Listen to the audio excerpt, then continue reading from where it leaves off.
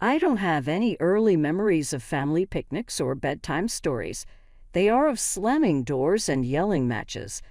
For the first 8 years of my childhood, I witnessed my parents' marriage disintegrating one argument at a time. Every action Mom took was always criticized by Dad. The meal had too much salt. The clothes weren't folded correctly. She went to the grocery shop and spent too much money. I was picking up terrible habits from her.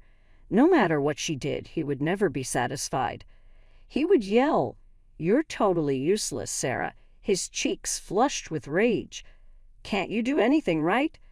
During these altercations, I would hide in my room and cover my ears with my hands.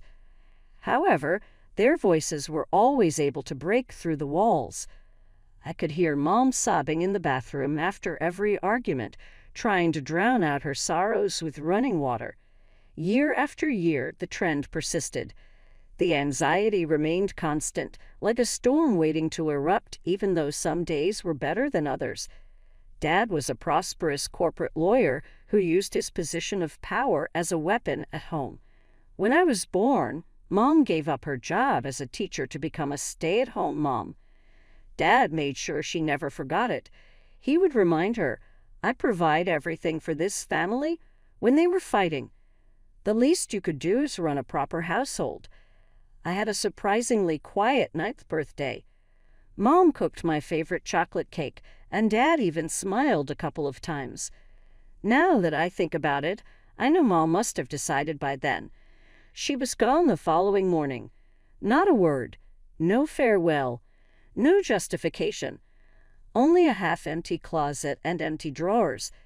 Dad went crazy and hired private investigators and called everyone we knew. However, she was no longer there. She failed to appear in court when the divorce process began. The judge revoked her parental rights and gave Dad sole custody. Wearing the blue dress my mother had purchased for me only a month earlier, I recall sitting in that courtroom wondering if she would show up out of nowhere and tell me everything. However, she never did. As we walked out of the courthouse, Dad held my hands so firmly that it hurt. "She's a traitor," he spat, clenching his jaw. "She's not necessary for us. She was never necessary to us." However, I did require her. My mother had to shield me from Dad's rage, to do my hair in a braid every morning, to assure me that everything would be all right. Rather, I found myself alone with a father who now had me as the sole object of his rage. That's when Dad decided to hire a nanny. "I can't work and take care of a child," he announced one evening. "We need help around here. Enter Maria Chen." Young, pretty, at first seemingly perfect. She was 26, had a degree in early childhood education, and made the best chocolate chip cookies I'd ever tasted. When she started working for us, I thought things might finally get better.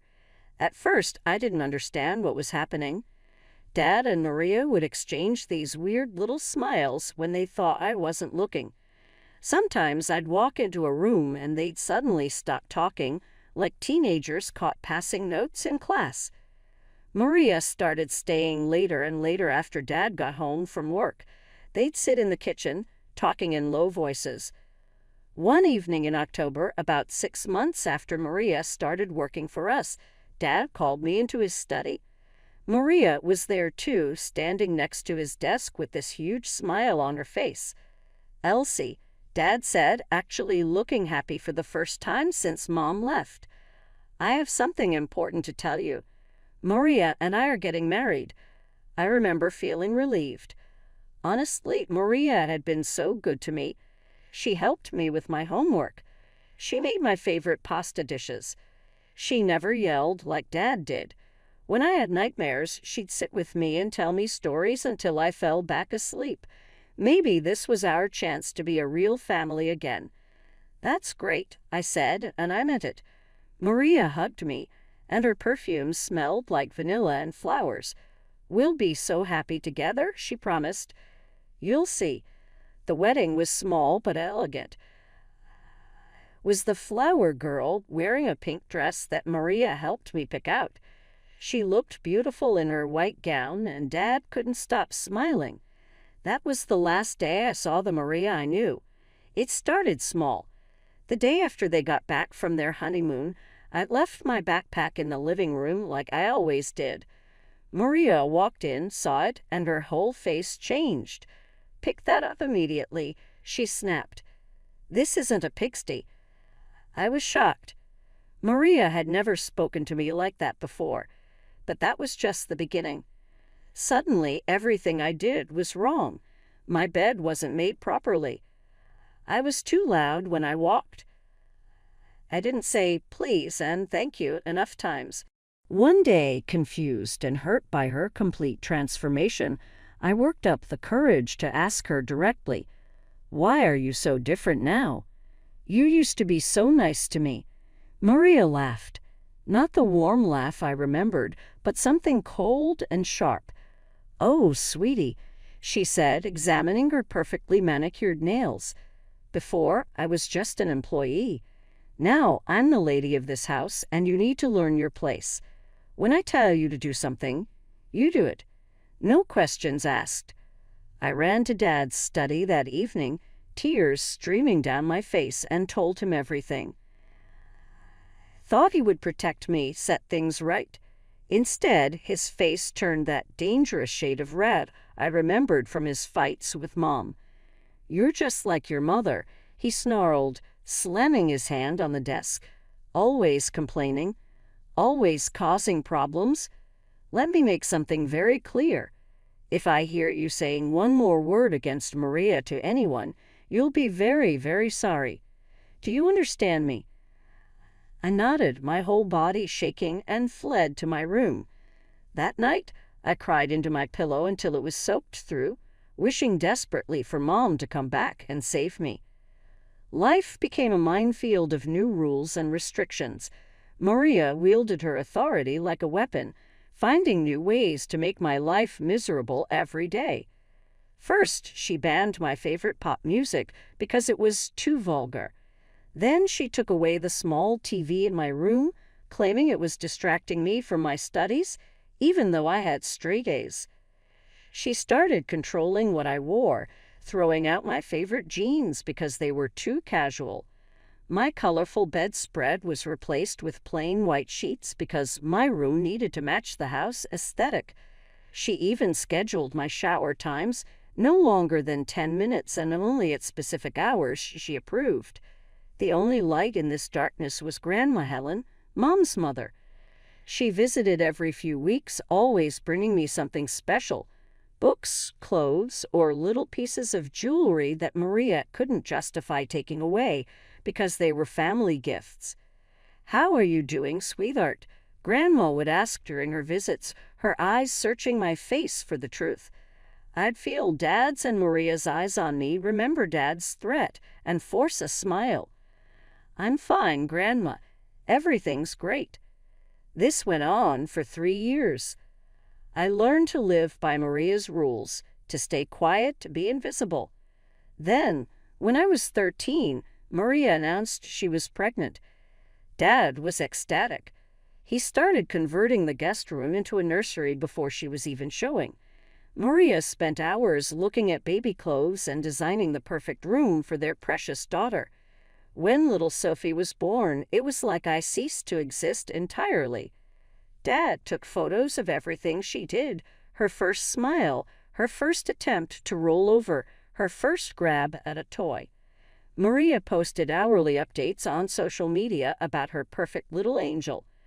But 6 months into their parental bliss, Maria started complaining. "I'm so exhausted," she'd whine to Dad.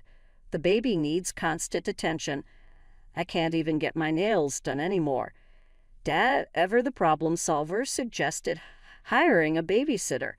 "There are plenty of qualified college students looking for work," he said one evening over dinner. "We could interview some." I watched Maria's face twist into a grimace at the mention of college students. Her hand tightened around her fork, and I could practically read her thoughts. After all, wasn't that exactly how she'd gotten her position in this house? A young, pretty student nanny who ended up becoming the wife. The irony wasn't lost on me, even at 13. Absolutely not. Maria cut him off, her fork clattering against her plate. Her eyes narrowed as she looked at me across the table. We don't need to hire anyone. We have a perfectly capable babysitter right here. Dad followed her gaze and nodded slowly. You're right. Elsie can help out with Sophie. It'll be good for her to learn some responsibility. What started as helping out quickly turned into full-time unpaid childcare. Every day after school, Maria would be waiting by the door, Sophie already in her arms. The moment I stepped inside, she'd practically throw the baby at me. She's been fed, but she'll need changing soon, Maria would say, already grabbing her designer purse. I have an appointment at the salon, or I'm meeting the girls for coffee, or whatever excuse she had that day. I love Sophie. She was an innocent baby who didn't deserve to be caught in the middle of all this. But I was 14, trying to maintain my grades while essentially becoming a full-time nanny. Instead of doing my algebra homework, I was warming bottles and making baby food. Rather than working on my history project, I was changing diapers and singing lullabies. Maria would breeze in around 6:30, just before Dad got home, carrying takeout containers from expensive restaurants. I'm exhausted from cooking all day, she'd announce as Dad walked in and setting the food on the table. I'd be there, still in my school uniform, Sophie on my hip, homework untouched. One day at school, I couldn't take it anymore. During lunch, I broke down and told my friend Amanda everything about being forced to watch Sophie every day, about not having time for homework, about Maria's lies to Dad. That's not right, Amanda said, her face serious. My mom works for Child Protective Services. This is exactly the kind of thing she deals with. I should have known better than to trust anyone. 2 days later, I was home with Sophie, trying to simultaneously feed her strained peas and read my English assignment when there was a knock at the door. 3 people in professional attire introduced themselves as representatives from CPS. They asked where Maria was. I told the truth, at her weekly spa appointment. They looked around the house, took notes, and asked me questions about my daily routine. Then they called my father. Dad arrived 20 minutes later, his face a mask of calm that didn't reach his eyes. I knew that look. It was the same one he used to wear before his worst fights with Mom.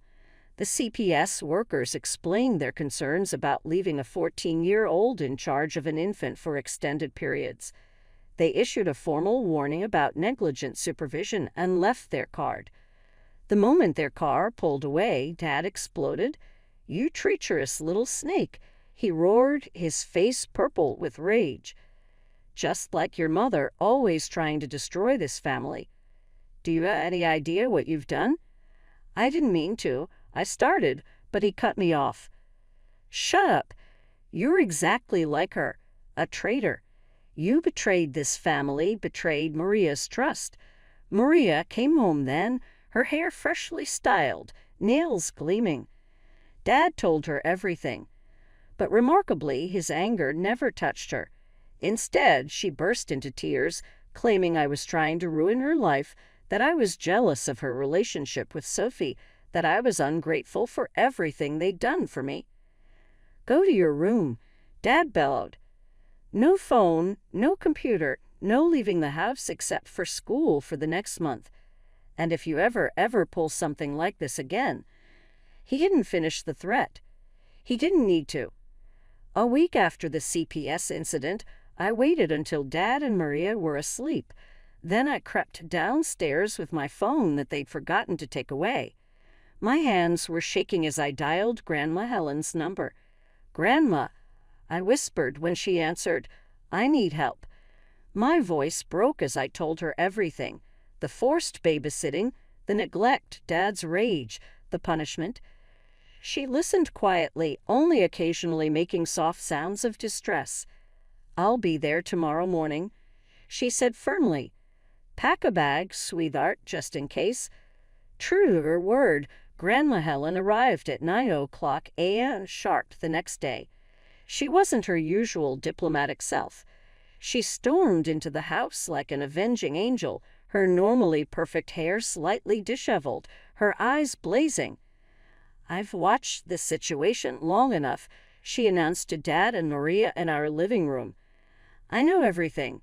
How you've turned my granddaughter into an unpaid servant, how you've been neglecting her education, how you punish her for speaking the truth." Dad started to protest, but Grandma cut him off. "I'm taking Elsie to live with me. You can either agree to this amicably, or we can let a judge decide after I show them the evidence I've been collecting. You can't just take her." Dad spluttered, but I noticed Maria's expression shift. She touched Dad's arm gently. "Maybe," she said softly, "maybe it would be better for everyone. We could focus on Sophie, and Elsie would have more opportunities with Helen." I could see the wheels turning in Dad's head as Maria continued to whisper persuasively in his ear. Within an hour, he agreed to let me go. Grandma's house, or rather, mansion, was like something out of a dream. Located in the wealthy part of town, it had a sweeping driveway, manicured gardens, and more rooms than I could count. My bedroom was bigger than our entire living room at Dad's house, with a window seat overlooking the rose garden. "This is your home now," Grandma said, helping me unpack. "You can decorate it however you like." I transferred to Winchester Prep, where I quickly made real friends for the first time in years. No one there knew my history. I could just be myself, not the unwanted stepdaughter, not the unpaid babysitter, just Elsie. On my 16th birthday, Grandma called me into her study. She was sitting behind her antique desk, looking more serious than usual. "I've set up a college fund for you," she announced. "It should cover tuition at any university you choose, Harvard, Yale, Stanford, wherever you want to go." That night, I stayed up late studying for my AP biology test. For the first time in my life, I wasn't just studying to escape my reality. I was studying for my future. I found the photo album by accident while helping Grandma reorganize her office a month after the conversation about college. It was leather-bound, tucked away on a high shelf behind some financial records. When I opened it, my mother's face stared back at me, younger and happier, in pictures I'd never seen before. My heart started racing as I flipped through the pages. There she was at my age, then at her high school graduation, then at what looked like her college years. She looked so much like me it was startling. The same dark hair, the same smile, even the same way of tilting her head in photos. "Grandma," I called out, my voice trembling with sudden hope. "Look what I found." Grandma came into the office and froze when she saw what I was holding. "We should contact her," I said, the words tumbling out before I could stop them. "Now that I'm living with you, Dad can't stop her from seeing me anymore. She doesn't have to be afraid of him. We could—" "Elsie," Grandma interrupted softly, and something in her tone made my stomach drop. "There's something you need to know." She walked to her desk and opened her laptop, clicking through folders until she found what she was looking for. "I should have told you this sooner," she said. "But I was trying to protect you." "Protect me from what?" Grandma took a deep breath. "The day after your mother left, I emailed her. I knew where she was. She'd contacted me briefly before leaving. I told her she needed to come back for you, that she couldn't leave you with your father. I promised to help her financially, to support both of you, to do whatever was necessary to keep you both safe." My hands were shaking now. What did she say?" Instead of answering, Grandma turned the laptop toward me. The email was dated one day after Mom left, and it was short. "Don't contact me about Elsie again. I don't want her. I never have. I never loved her. She was just a chain keeping me tied to that house, to that life. I don't care what happens to her. She's Robert's problem now. Sarah," the words blurred as tears filled my eyes. I read it again and again, trying to make them say something different, but they remained the same. Cold, cruel, final. I saved it, Grandma said quietly. I thought someday you might need to know the truth. I closed the photo album slowly, my mother's smiling face suddenly seeming like a mockery. All these years I'd imagined her forced away by Dad's cruelty, too afraid to contact me, perhaps watching me from afar and loving me in secret. But the truth was simpler and far more brutal. She'd never wanted me at all. The next 2 years were the happiest of my life. I got accepted to Princeton with a perfect GPA and spent my weekdays immersed in my studies, making new friends, and building a life for myself. Every weekend, I'd call Grandma Helen. During holidays and vacations, I'd return home to her. "Tell me everything," she'd say as we shared tea in her garden. And I'd talk for hours about my classes, my friends, my dreams for the future. Then, halfway through my sophomore year, Grandma got sick. It started with what seemed like a simple cold, but quickly turned into something much worse. The doctors discovered stage 4 lung cancer already spread throughout her body. They gave her 6 months. She fought hard, never losing her dignity or her sharp wit. But the doctors were right. I spent that summer break by her bedside, watching her slip away. She died on a quiet Tuesday morning in August, holding my hand and telling me how proud she was of me. The funeral was well attended. Grandma Helen had been a pillar of the community, and people came from all over to pay their respects: business associates, charity board members, friends from her social clubs, distant relatives I barely knew. They all came to say goodbye. But 3 people were conspicuously absent: my mother, my father, and Maria. Not that I expected them to come, but their absence felt like one final confirmation of how completely they'd cut themselves out of our lives. 2 weeks after the funeral, I received a call from Mr. Patterson, Grandma's notary, asking me to come to his office for the reading of the will. When I arrived, I found someone I hadn't seen in over a decade, my mother. She was with a man who looked about 5 years younger than her, dressed in an expensive but ill-fitting suit.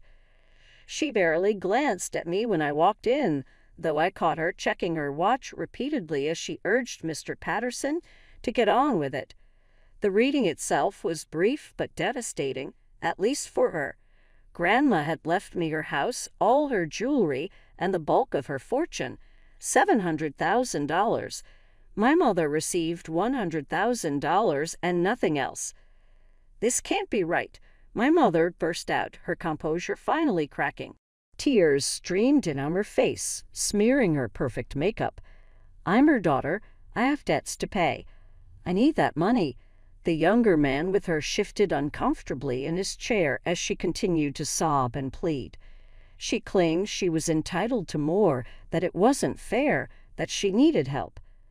I stood up without a word and walked out, her cries following me down the hallway.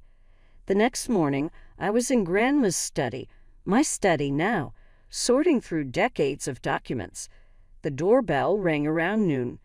When I opened the door, my mother stood there, wearing a different designer outfit than yesterday, but the same desperate expression. She walked past me into the foyer, her eyes drinking in every detail of the house. "Oh, it's exactly as I remember it. I grew up here, you know. That chip in the marble by the stairs. That's from when I was 7 and dropped my roller skates." "Why are you here?" I asked, closing the door but not moving from it. She ran her hand along the banister. "I miss this place. Miss you. We have so much catching up to do, don't you think? Mother and daughter finally reunited." I almost laughed at the absurdity of it. 12 years. It took you 12 years to miss me. "I know I made mistakes," she said, her voice taking on a pleading tone. "I was young, trapped in a horrible marriage with your father. I wasn't thinking clearly." She moved into the living room, settling onto the couch as if she belonged there. "Actually, sweetie, I was hoping we could help each other out. I'm in a bit of a financial bind right now, and this house is so big for just one person. "No," I said firmly. "You can't live here. Not now. Not ever."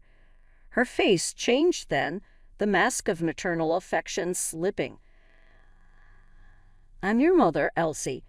You can't just throw me out on the street. I gave birth to you, and then you abandoned me," I replied, my voice steady. "You left me with a father you knew was toxic. You never called, never wrote, never checked if I was okay." She gasped slightly but recovered quickly. "You don't understand how complicated adult relationships are.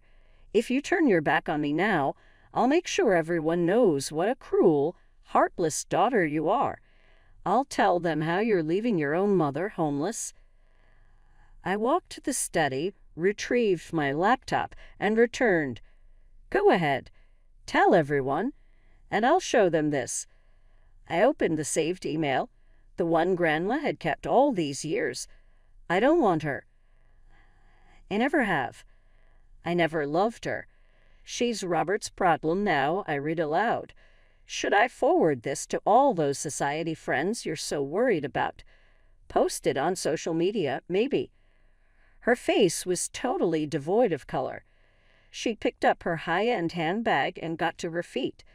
"You're just like your father, cruel and manipulative."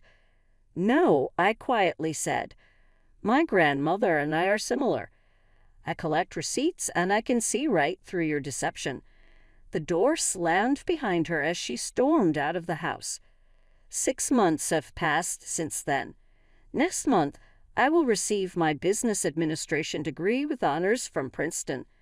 I've already taken a position at a local consulting firm, and I'll be returning to Grandma's home permanently in July. Now my home. Dad made one attempt to call, most likely after learning of my mother's fortune. I didn't respond. Maria continues to share flawless family portraits of herself and Sophie on social media. Her account was blocked by me. Every now and again, my mother manipulates me with emails about family responsibilities and forgiveness. I also blocked her number. I disagree with those who claim that you cannot pick your family. I'm choosing to honor Grandma's heritage by choosing me when my own parents wouldn't. Next month, I'm modernizing the house while preserving all the items that held great meaning for Grandma. Tucked away in her desk drawer, I discovered yesterday a letter Grandma had written to me prior to her passing. "Remember," she added, "that your value is based on how you choose to go, not on who left you. You are more loved than you will ever know, brighter than you think, and stronger than you realize." She was correct. I'm done allowing the past to dictate my future, because it is the past.